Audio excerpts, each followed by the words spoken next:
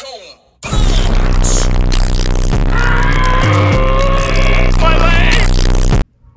guys, so I have good news and I have bad news. The bad news is that I destroyed my leg, totally annihilated it.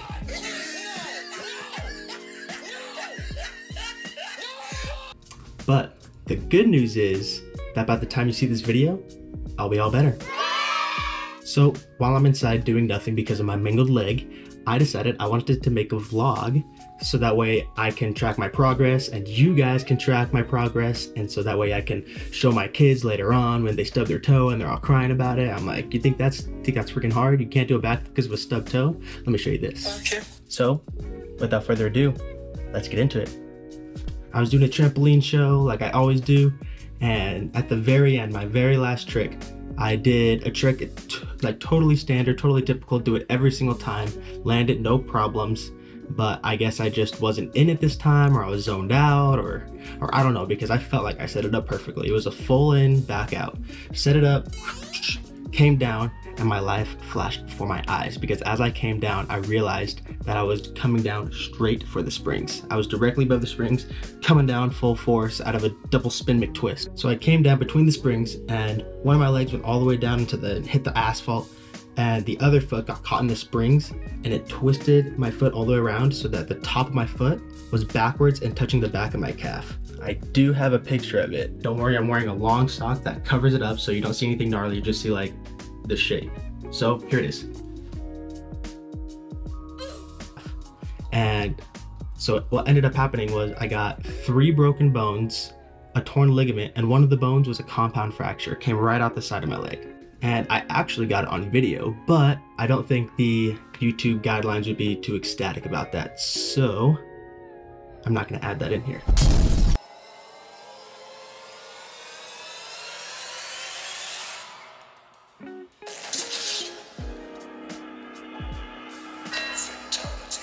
And as one can imagine, that hurt just a little bit, a little more than a tickle. It was like by far the most painful thing I've ever felt in my entire life. The best way that I could describe it is it was like 1,000 needles were poking me all the way to the bone, and it was on fire, and it felt like it was broken, felt like that.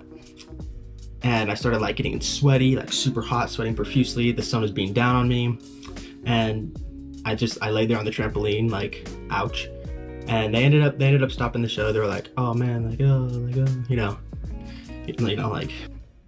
So I laid there, and they called the paramedics, and they called the ambulance. And, you know, living in America as a broke college student, I asked them not to call the ambulance. And then they were like, what are you gonna do? Drive to the hospital? And I was like, good point. So the fire department got there first, but there wasn't much that they could do because I was on the bed of the trampoline, and if they stepped on it, it would hurt like a lot just because it would like move it. And so they just kind of cleaned it out. They put some alcohol on it, which, you know, stung a little bit. Not too bad actually. I thought it would have hurt more, but I was already in so much pain that it was like, you know, maximum level of pain.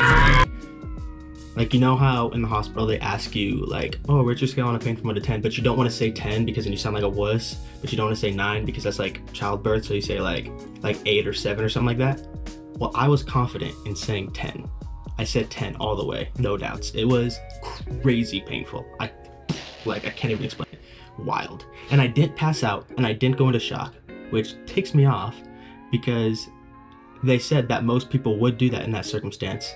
But I didn't, so I had to feel it all, like, stupid freaking body trying to give me the adrenaline I need so that I can survive instead of just knocking me out. But the ambulance got there, and they turned me over because I was laying on my stomach, so they turned me over, and like a guy was holding my foot the whole time, like super still, and I like scooted over onto the like a sheet or something, and they lowered me down onto a stretcher, brought me into the ambulance and all that stuff. And I wanted the morphine now, right? I wanted it now. But they couldn't give it to me because I needed to like give them consent to do stuff and whatnot. And like legally, I can't be drugged up if I'm like giving consent for something. So I had to feel it for like, I don't know, 5 more minutes, you know, being a wuss. And so they dragged me up, and I was like, finally, oh my gosh, like just some relief. Because, you know, when you're in pain, usually like it subsides, but it didn't subside. It felt as painful 20 minutes later as it did when I first did it. It was just so excruciating all the way through. So they drove me to a hospital and I felt every single bump along the way. And we pulled up to a helicopter and they're like, all right, we're gonna fly you out of here. And I was like, what? I don't wanna be flown out of here, that's super expensive. And they're like, yeah, but you're in the middle of freaking nowhere and the closest hospital that can give you emergency surgery like you need is really far away. And I was like, is it possible to just drive there and keep me drugged up? And they're like, it's so far, it would end up being more expensive for you to go there by ambulance than by helicopter. And I was like, ah, fine. So they put me in a helicopter and I said, man, I've always wanted to be in a helicopter, but not like this. But it was still kind of cool because I still got to be in a helicopter and I've always wondered what it felt like to be in a helicopter. And apparently it's really painful to be in a helicopter. Didn't know that.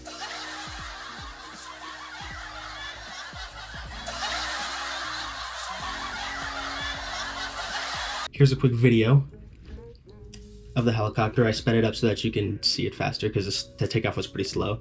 And as you lift up, you can see that there's literally nothing but trees all over the place. I was in Tennessee when this happened and they flew me out to the Nashville like Skyline Hospital or something like that. I don't know, I was, like I said, I was pretty drugged up.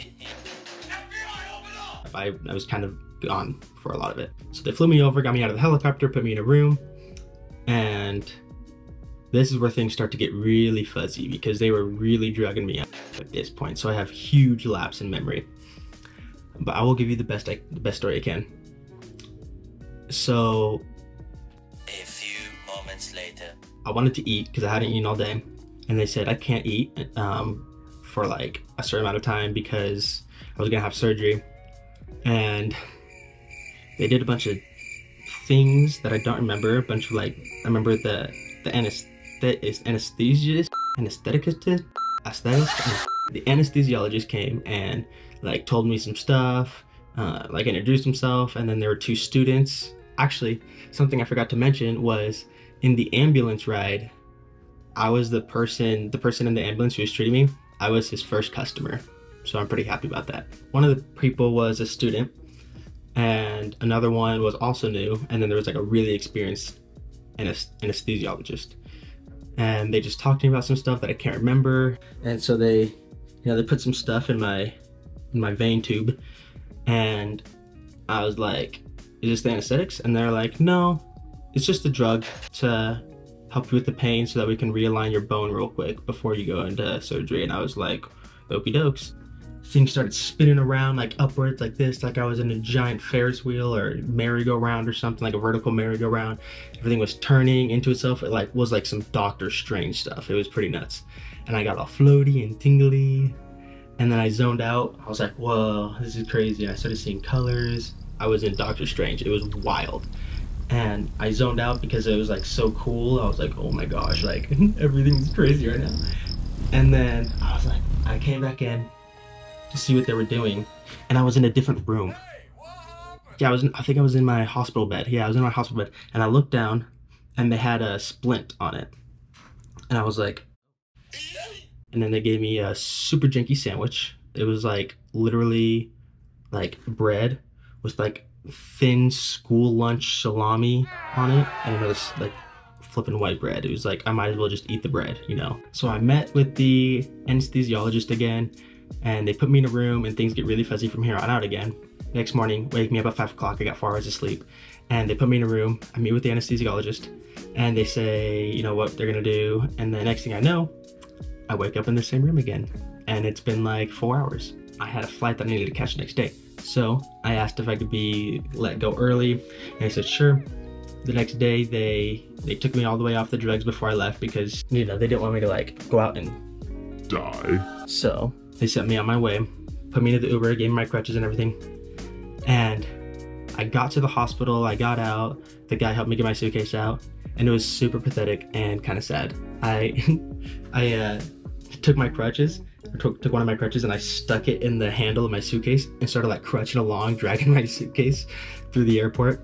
And a nice couple came up and they're like, you look like you need some help. And I said, yes, please. So they took my suitcase and they're like, where are you heading? And I said, oh, Salt Lake. And they're like, no way, we're going to Salt Lake too. I was like, perfect. So we got to the TSA, and mind you, I have 8 metal nails and a metal plate in my leg now, and I can't get around without my crutches. So, you know, I could be hiding something in there. And it was the 20th anniversary of 9/11. So security was extra tight that day. There were more security guards than there were people. And so they set me aside and they gave me a real good pat down. Oh, I also had my cast on too. So that was another reason they couldn't scan me.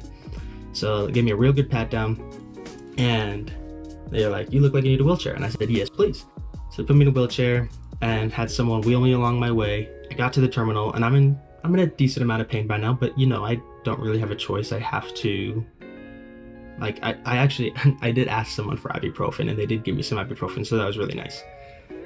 So I got on the plane and I got first class seating. Well, not first class, it was like Delta Comfort Plus, which is like poor first class. Flight goes on and I passed out, which was, thank heavens, I was like knocked out most of the flight. Someone wheeled me out to the front where I met my parents, and my parents got me, picked me up, and they took me home because I don't live with them right now. I live in Salt Lake and they live in Logan, which is like 2 hours north. So they took me home and I stayed with them for a week and a half, maybe, yeah, like 10 to 12 days, while I like figured myself out, figured out how to do certain things, how to give myself like shots and take a bunch of pills and all this kind of stuff. So I stayed with them for the first week or two, and then I went back to Salt Lake a couple days ago, and here I am now. I still take a lot of oxycodone and a lot of ibuprofen and a lot of Tylenol.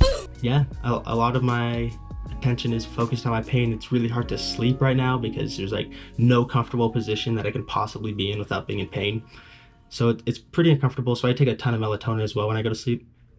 And that is about it so far. You know, it's just really hard to do stuff, hard to maneuver. Like, I hold my pee in for hours because I just don't want to walk over to the bathroom that's 20 feet away because it like hurts. And don't even get me started on taking showers. That hurts so bad and it's such a pain and it's so long and I have cold water and yeah, but I digress. They say it's gonna take 2 months before I can walk and 5 to 6 months before I have full recovery. I don't know if full recovery means I can do flips again, because full recovery for most people isn't doing flips, but I'm gonna say I'll be doing flips within 6 months, 6 to 7 months. So we'll see. Let's transfer to next week. All right, we time travel to next week, just like magic.